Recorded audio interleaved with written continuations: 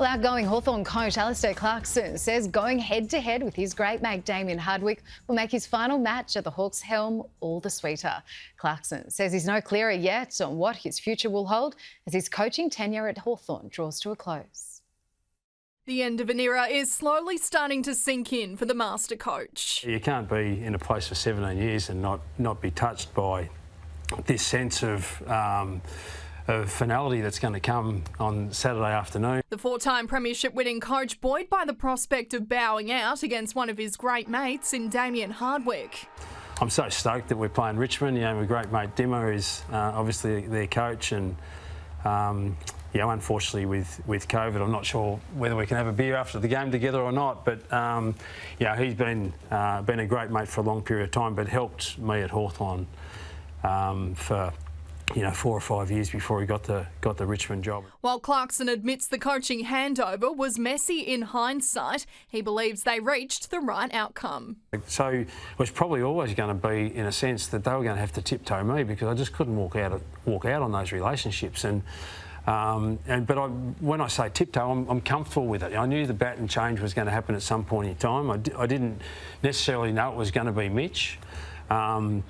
But we brought him back to the club for the purpose of the club to make a decision on whether or not he thought that he was the best guy to coach the club post me, and as it's turned out, it was. Premiership players under Clarkson, Jordan Lewis and Jared Roughead, leading the tributes to their former mentor. He made mention of it before. There's so many people around the league that have their job because of what he was able to let them do while they were under his guidance. And I suppose that for me is that he couldn't go hammer, hammer, hammer the whole time. He had to let other people have their say and develop them.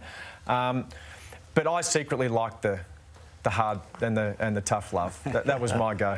The thing about a coach is you always have to try and reinvent the wheel and how you're going to try and get these players motivated week in, week out. But I mean, you only have to look at what he's been able to do the past 5 or 6 weeks. He's got this team right in order and playing some pretty good footy. It'll be a day of huge sentiment for the Hawks come Saturday, with veteran Sean Burgoyne to also call time on his 407-game career. He's been amazing. I think it's actually his 250th game for Hawthorn this week. So that in itself is just unreal. And, again, like Geordie said with Clark, when it's all said and done and the state opens back up, I'll be very, very looking forward to a few beers with him, that's for sure.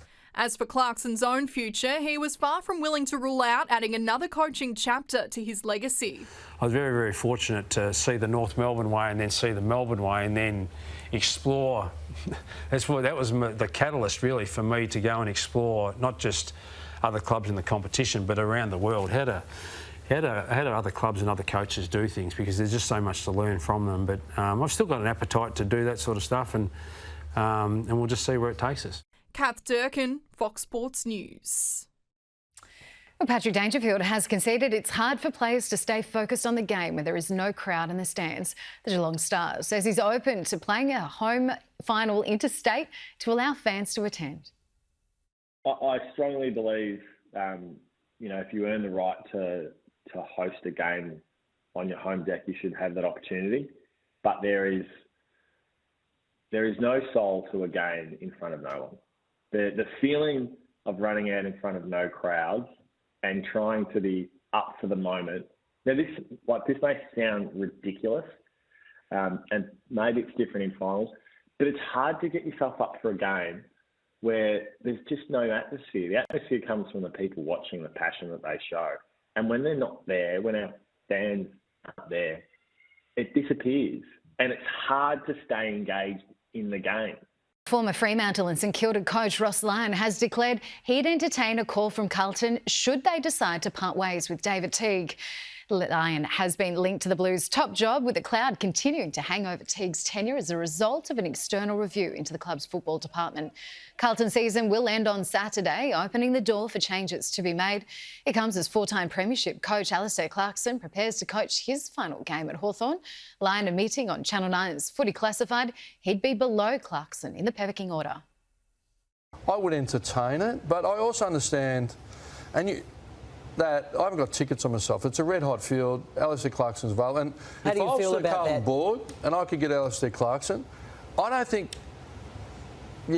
you could go past that. based on if the measure's premiership cups, well, there is no decision, is there? Lyon also conceding he's already turned down Collingwood's approaches as they look to find a replacement for Nathan Buckley. I just said respectfully, I wouldn't entertain that for a variety of reasons. If Ed was president of Collingwood, I mean, it'd be a different story. Lyon was sacked by Fremantle in 2019 after failing to reach the finals in 4 straight seasons.